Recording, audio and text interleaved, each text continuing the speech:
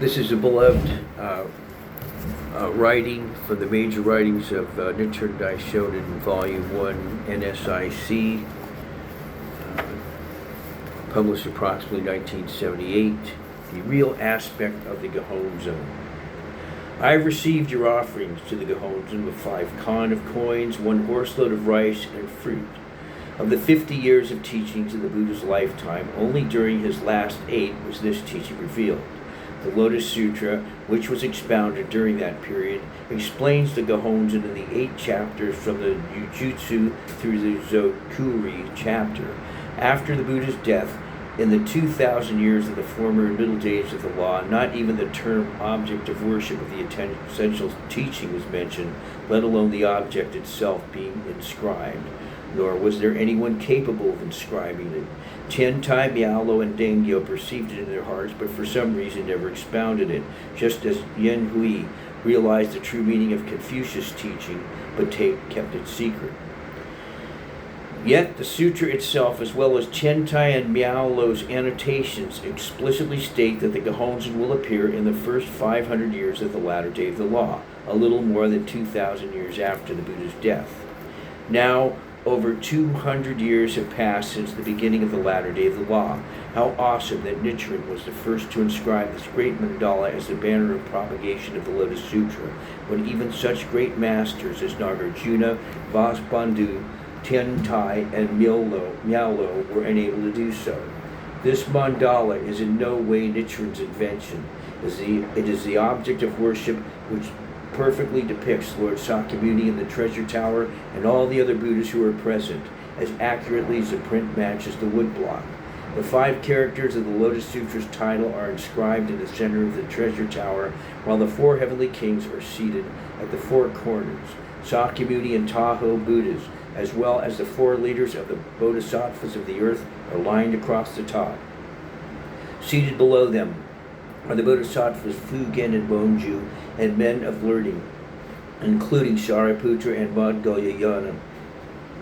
Beside them are posted the gods of the sun and the moon, the Del of the 6th heaven, the Dragon King and Ashura. Fudo and Aizen take up their stations to the south and north respectively.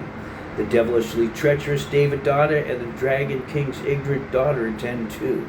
The demon Kishimonjin appears with her 10 daughters, who sap the lives of people throughout the universe. Also present are the guardian deities of Japan, Tensho Daijin and Bodhisattva Hachiman, representing the 7 ranks of heavenly gods, the 5 ranks of earthly gods, and all other major and minor gods in general. As all the gods appear in their essence, so must they appear in their manifestations. The Hoto chapter states, all the assembly were lifted and present in the air. Dwelling in the Gohonzon are all the Buddhas, Bodhisattvas, and great saints, as well as the 8 groups of sentient beings of the 2 realms who appear in the first chapter of the Lotus Sutra. Illuminated by the 5 characters of the mystic law, they display the enlightened nature they inherently possess. This is the true object of worship. This manifestation is what the sutra means by all phenomena reveal the true entity.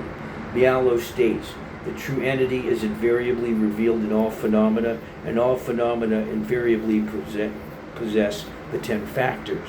The 10 factors invariably function within the 10 worlds, and the 10 worlds invariably entail both life and its environment.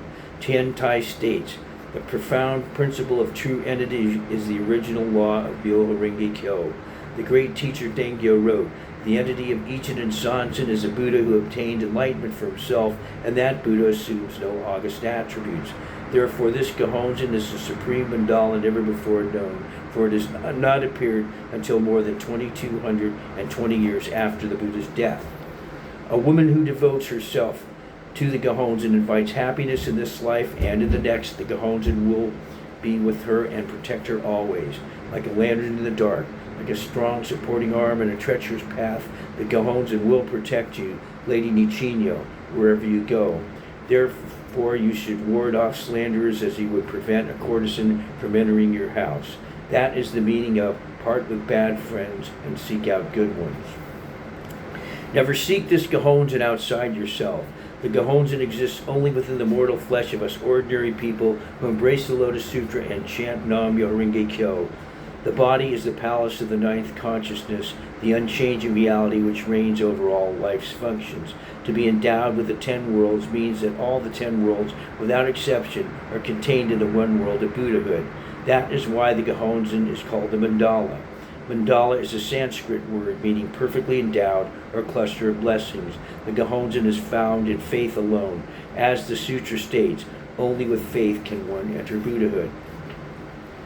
Since Nichiren's disciples, both priests and laymen, believe in the supremacy of the Lotus Sutra, which states, honestly discarding the provisional teachings and never accept even a single phrase from other sutras, they can enter the treasure tower of the Gohonzon. How reassuring. Make every possible effort for the sake of your next life. The most important thing is to chant only Nam-myoho Renge Kyo and attain enlightenment. All depends on the strength of your faith. To have faith is the basis of Buddhism. That is why the 4th volume of the Vikashakan states, Buddhism is a vast ocean, but only those with faith can enter. In interpreting this passage, Mialo writes in the 4th volume of his Guketsu, even Confucius teaches that faith is first and foremost. This is all the more true with the profound doctrines of Buddhism. Without faith, how can one possibly approach them? That is why the Kegon Sutra defines faith as the basis of practice and the mother of blessings. The 1st volume of the Vikashakan further states, how does one hear, believe in, and practice a perfect teaching to attain perfect enlightenment? Volume 1 of the Guketsu interprets this. To believe in the perfect teaching means to awaken faith through doctrine and make faith the basis of practice. A classical document tells of the Emperor of Han, who so implicitly believed his aides report that he found the river actually frozen. Another relates how Li Kuan, eager to revenge his father, pierced with his arrow a boulder hidden in the grass. Tiantai and Mialo's annotations make it absolutely clear that faith is the cornerstone, because the Han Emperor believed without doubt in his retainer's words, the river froze over, and Li Kuan was able to pierce a rock with his arrow because he fully believed it to be the tiger which had killed his father. Faith is still more powerful in the world of Buddhism.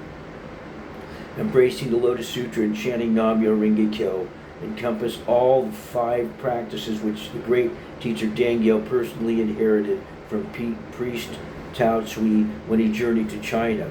This is the primary teaching for Nichiren's disciples and believers. It is the practice which appears in the Jinriki chapter. I will give you more details later. Respectfully, Nichiren, the 23rd day of the 8th month in the 3rd year of Kenji, 1277.